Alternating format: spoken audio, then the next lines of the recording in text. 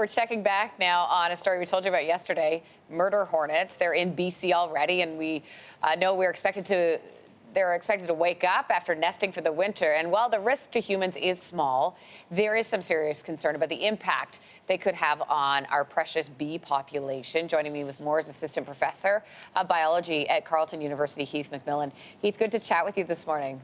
Hi, Lindsey. Good to chat with you, too. Why are they here?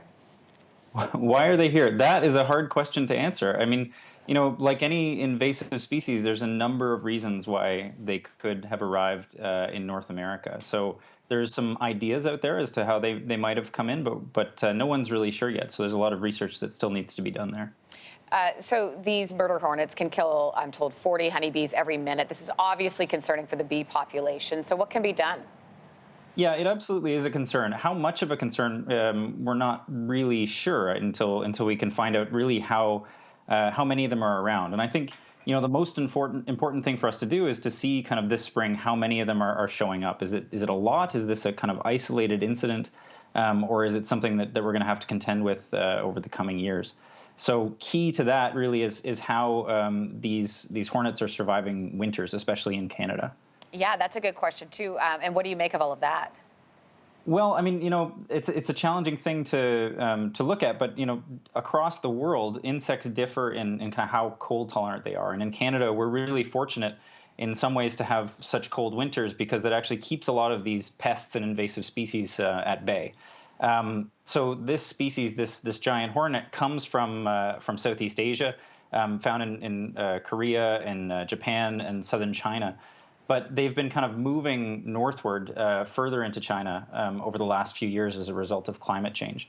So a couple of key things are important there. One is, where did they originally come from? What population of these wasps are we dealing with? Are they one from very far south where it's quite warm, or are they something that's from a more northern climate that might spread more easily across Canada? I want to ask you about people. I mean, should we be worried about these murder hornets? I don't think so. I think we have other things to worry about at the moment. These hornets, they killed in China, I think, roughly 50 people last year.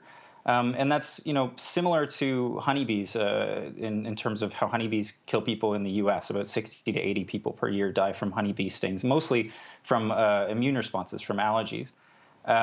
So right now, no, we don't need to be concerned. But absolutely, we need to be concerned about monitoring this over the long term because they're less of a problem in terms of actually stinging us as they are in terms of affecting our food supply chain. So if they threaten our honeybees, they threaten us. Heath, why do we have to put the word murder in the hornet? I mean, it's the Asian giant hornet. Like, why are we saying murder hornet? I don't know. I don't know where the name came from. I think it's kind of misleading. It kind of anthropomorphizes them. It makes them seem like they're choosing to murder things. Yes. They're like a lion, right? They're a predator. They decapitate bees and they take their thorax, the muscular part of their body, and they eat it. So they're eating meat. They're eating other insects. I could go on, but we are out of time for now. Heath, good to chat with you this morning. I appreciate it. Thank you. You too. Thanks for having me. Thanks for watching. If you like this, be sure to subscribe here. And you can check out more Your Morning videos right here.